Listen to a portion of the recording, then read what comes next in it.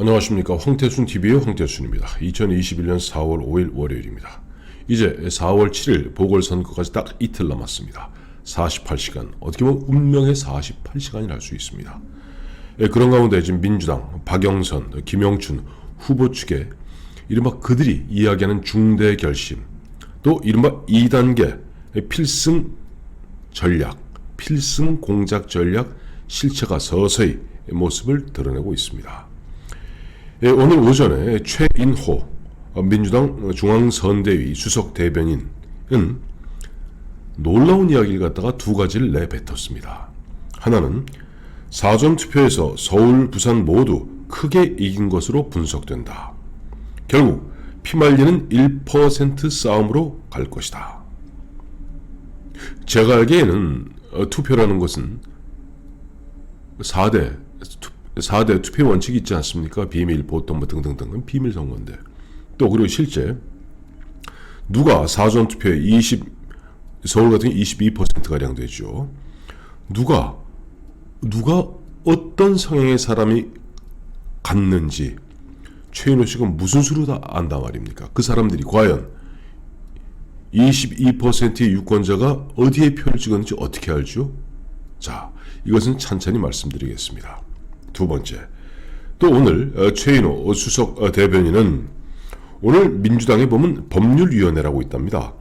법률위원회에서 중앙선대위에 보고하기를 오세훈, 박형준 두 후보는 당선되더라도 나중에 당선 무효형에 이를 수 있다 라고 이야기하고 그렇게 보고했다는 겁니다. 안 그래도 제가 어제 박영선 또 진성준 등이 이야기하는 중대 결심 중에 하나, 아마 선거 끝나기 무섭게 당선 무효 소송을 걸 것이다 라고 말씀드린 바 있습니다만은, 지금 대법원 투표 선거 관련 소송은 대법원에 바로 하게 되어 있습니다. 30일 이내에. 대법원 자신들이 장악하고 있다는 자신감이죠. 참 기가 막힌 이야기입니다. 자, 이제 하나하나 짚어보겠습니다. 최인호 씨가 이야기한 사전투표에서 서울, 부산 모두 크게 이긴 것으로 분석된다. 결국 피말리는 1% 싸움을 갈 것이다.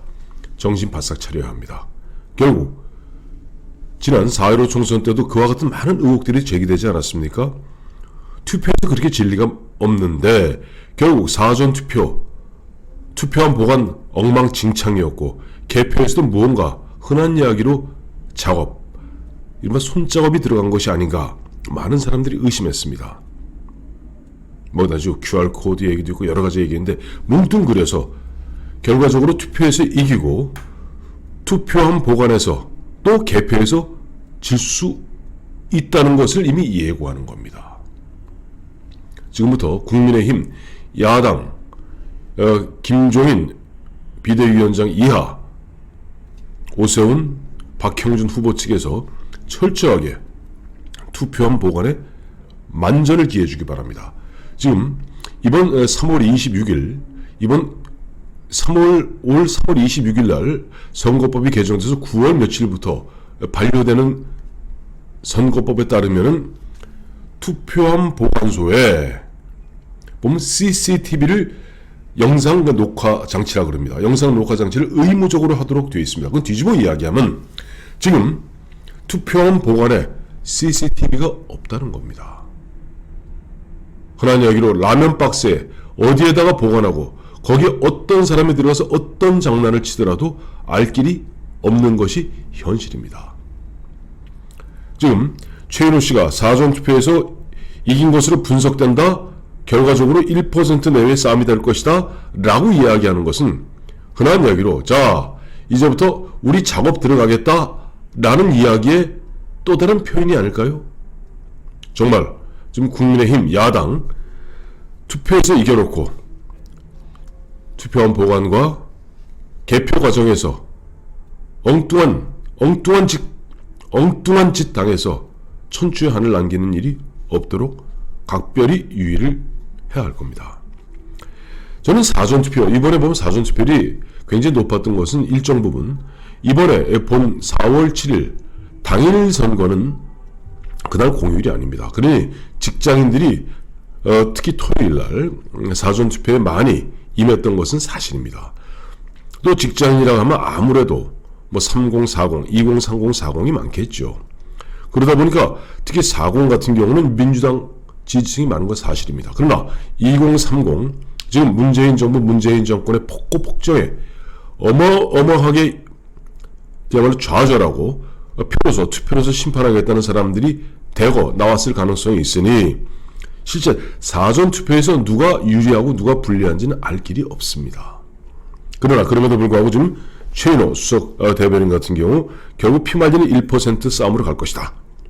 결국 흔한 이야기로 지금 여론조사상 15 내지 20%포인트 가까이 앞서는 오세훈이라 할지라도 작업 들어가고 어쩌고 저쩌고 하면은 그 1% 안으로 제낄 수 있다 라는 그런 표현 아니겠습니까?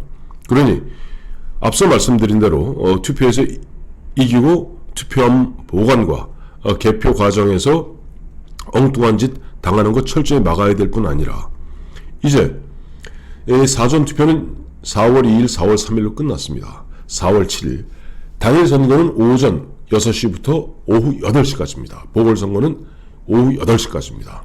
그러니까 지금 표로서 국민들의 힘, 국민들의 의지를 보이겠다는 그런 분들이라면 흔연히 4월 7일 본선거에 적극적으로 투표에 임하는 것만이 결국 최인호 지금 민주당 중앙선대위 수석 대변인이 이야기한 사전투표에서 자기들이 이겼대요.